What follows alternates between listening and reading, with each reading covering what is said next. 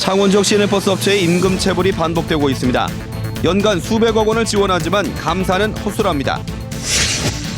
새누리당 총선 공천 규칙이 확정됐습니다. 경남에서는 현역 국회의원이나 기존 정치인에게 유리하다는 분석입니다. 대부업법의 유효기간이 끝나면서 새해부터 대부업 최고 금리 제한이 풀려 서민 피해가 우려됩니다. 동백섬 지심도의 소유권이 국방부에서 거제시로 반환돼 지심도는 역사와 생태 관광 명소로 거듭나게 됩니다.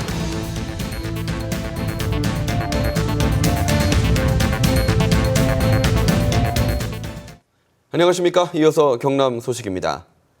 창원 지역 시내버스 업체들이 해마다 임금 체불로 파행을 거듭하고 있습니다. 하지만 창원시는 이들 버스 업체들에 연간 수백억 원의 보조금을 지급하고도 관리 감독은 허술하게 해왔습니다. 김소영 기자의 보도입니다. 창원의 한 시내버스 업체입니다. 운전기사 160여 명의 임금 1억 400만 원이 체불돼 3개월째 농성이 이어지고 있습니다. 회사가 어렵는가, 경영이 어렵는가 해결을 보자 솔직히 처음에는 사장이 오픈을 해준다 해놓고 지금은 막상 보자고 하니까. 체불로 인한 업체들의 파행은 처음이 아닙니다. 지난 2014년과 13년에도 버스 업체 각각 한 곳의 임금 체불로 버스 운행이 열흘 넘게 중단됐습니다. 체불이 반복될 때마다 버스 업체의 회계 관리를 둘러싼 각종 의혹들이 제기돼 왔습니다. 창원시가 시내버스 업체 9곳에 운송 보조금 등의 명목으로 지원하는 돈은 한 해 400억 원. 하지만 정기 외부 회계 감사는 2년에 한 번뿐입니다. 이런 데다 회계법인 한 곳이 한 달 동안 업체 4-5곳을 동시에 감사하고 감사 자료도 대부분 회사에서 제출한 서류에만 의존하고 있습니다. 감사 결과도 일절 공개하지 않고 있어 감사가 적절하게 이뤄졌는지 확인할 길이 없습니다. 증빙 같은 경우는 사실 조작 여부를 저희가 이렇게 따지거나 이렇게 할 수는 없어요, 사실은. 그거는 이제 한계가 사실 존재하고요. 임금 체불과 회계 관리 부실 논란이 제기되는 상황 속에서도 창원시는 지난 5년 동안 버스 업체에 대한 자체 감사를 단 한 번도 진행하지 않았습니다. 최근에서야 뒤늦게 특별 감사에 나섰습니다. 이번에 노조 측에서 주장하는 그 경영 부실의 근본적인 원인이 무엇인지를 정확히 진단하기 위해서 이번 감사를 진행하고 있습니다. 수백억 원의 보조금을 주고서도 제대로 된 관리 감독을 하지 않은 창원시. 세금이 제대로 쓰이고 있는지 철저한 확인이 필요합니다. KBS 뉴스 김소영입니다. 새누리당이 오랜 진통 끝에 이번 총선의 공천 규칙을 확정했습니다. 대중의 인지도가 높은 현역 의원이나 기존 정치인이 상대적으로 유리한 게 아니냐는 분석이 나오고 있습니다. 진정은 기자의 보도입니다. 새누리당이 확정한 이번 총선 공천 규칙의 가장 큰 변화는 국민 여론 반영 비율입니다. 지난 19대 공천 당시 국민과 당원의 여론 반영 비율은 50대 50.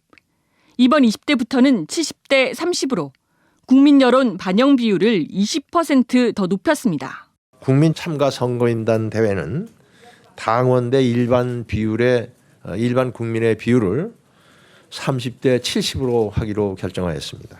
상대적으로 불리한 정치 신인을 위해 경선 투표에서 10% 가산점을 주고 신인 범주의 장관 출신은 제외하기로 했습니다. 또 현역 지방자치단체장이 사퇴하고 총선에 나올 경우 득표율에서 20%를 깎기로 했습니다.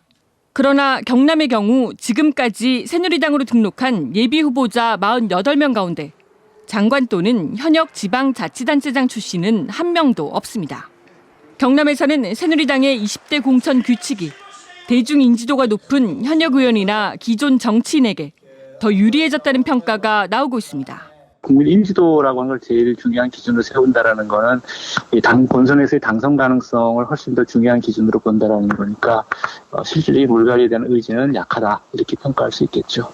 19대보다 물갈이 폭이 크지 않을 것이라는 전망 속에 본선보다 더 치열하다는 경남의 새누리당 공천 경쟁이 본격화되고 있습니다. KBS 뉴스 진정은입니다. 연간 최고금리를 34.9% 이내로 받도록 한 법 규정이 새해부터 풀렸습니다. 대부업체 과도한 금리 적용으로 서민들의 피해가 우려되지만 뾰족한 대책이 없습니다. 김현수 기자가 취재했습니다. 자치단체 공무원들이 대부업체를 돌며 현장 지도를 하고 있습니다. 잠시 행정 지도할 게 있어가지고.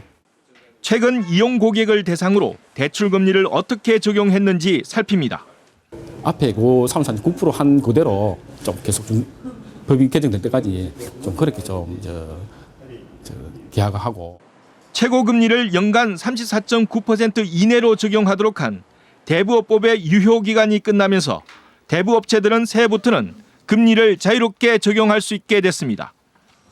법적 구속력이 없어지면서 자치단체는 단속 권한도 사라졌습니다.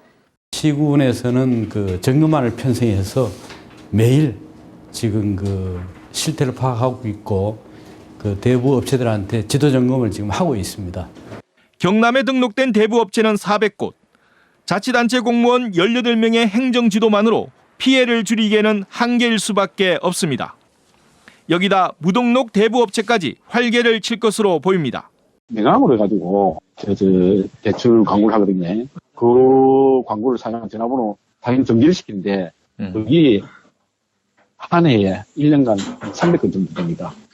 경남도청에 있는 서민금융종합지원센터가 고금리 피해 상담 업무까지 병행하고 있지만 아직 제대로 알려지지 않았습니다.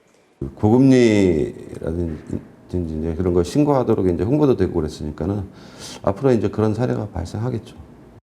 고삐 풀린 대부업 고금리 피해를 막기 위한 보다 실효성 있는 대책 마련이 시급합니다. KBS 뉴스 김현수입니다.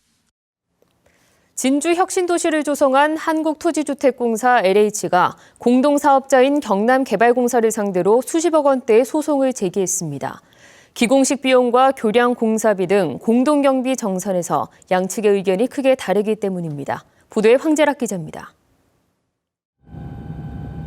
진주시 충무공동 407만 제곱미터.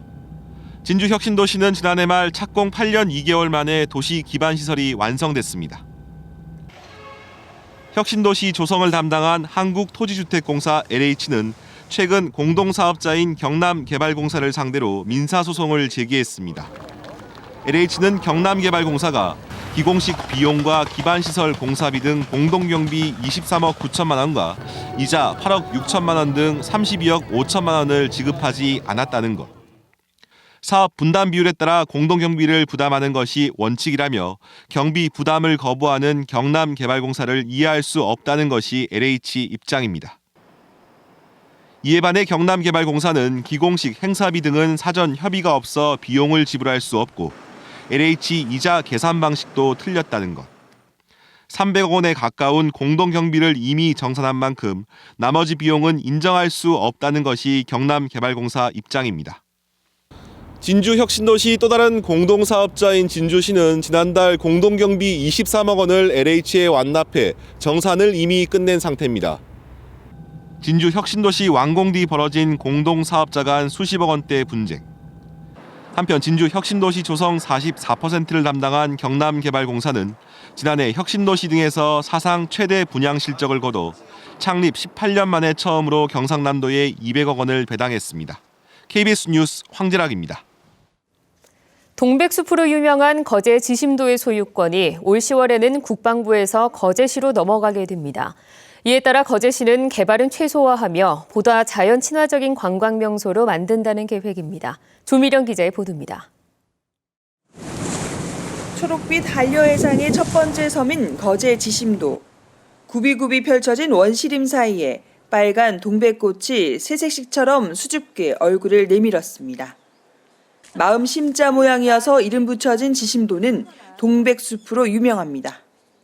가을이 끝나는 11월부터 봄이 시작되는 3월까지 동백꽃은 피고 지고를 반복합니다. 남쪽 바다에 오니까 너무 좋고요. 거기에 빨간 동백꽃까지 어우러져 있는데 너무 반했어요. 푹 빠졌어요. 2013년부터 시작된 국방부의 소유권 이전 합의로 지심도는 오는 10월 거제시로 넘겨지게 됐습니다. 국방부가 운영하던 해상시험소도 동백나무 전시장이나 생태체험장으로 바뀌게 됩니다.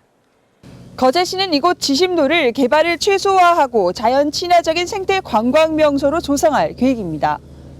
지심도를 찾는 방문객은 한 해 평균 13만 명. 더 많은 관광객을 모으기 위한 벤치마킹에도 나섭니다.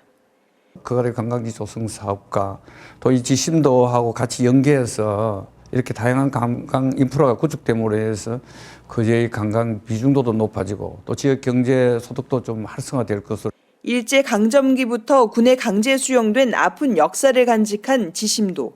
지심도의 동백나무는 수령이 100년에서 200년 된 한국 토종 동백나무가 주종을 이루고 있습니다. 생태 공원으로서 더욱더 각광받을 거로 기대되고 있습니다. 역사와 생태가 공존하는 거제의 새로운 관광 명소가 될 것으로 기대됩니다. KBS 뉴스 조미령입니다. 다음은 희망 2016 나눔 캠페인에 성금을 보내주신 분들입니다. 합천군 사랑의 열매 나눔봉사단장과 회원 100만 원, 주식회사 용문전력 직원 50만 원, 합천여자중학교 학생 31만 2,600원, 합천교육지원청에서 30만 원을 보내주셨습니다. 그라운드 골프 합천동호회 이서구 회장과 회원, 한국원폭피해자협회 합천지부 심진태 회장과 회원들이 각각 30만 원씩 보내주셨습니다. 또 합천 원폭 2세 환우회 박명성 회장과 회원, 한국수자원공사 합천댐 관리단에서 각각 20만 원씩 맡겨주셨습니다. 합천군 5870부대 4대대 간부, 합천교회 김대근 목사와 교우, 합천군 산림조합, 경남개인택시 운송사업조합 이호충 이사장이 각각 20만 원씩 보내주셨습니다. 성금을 보내주신 분들께 감사드립니다.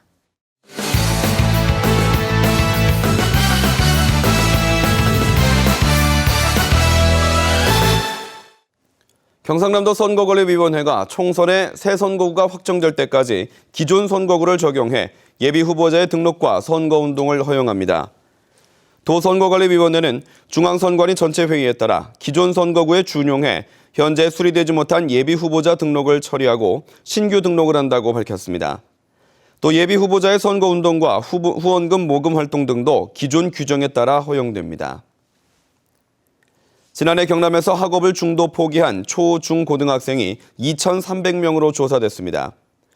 경남도의회 문화복지위는 교육통계연보를 분석한 결과 지난해 경남 지역 학생 2,379명이 학교를 떠났다고 밝혔습니다.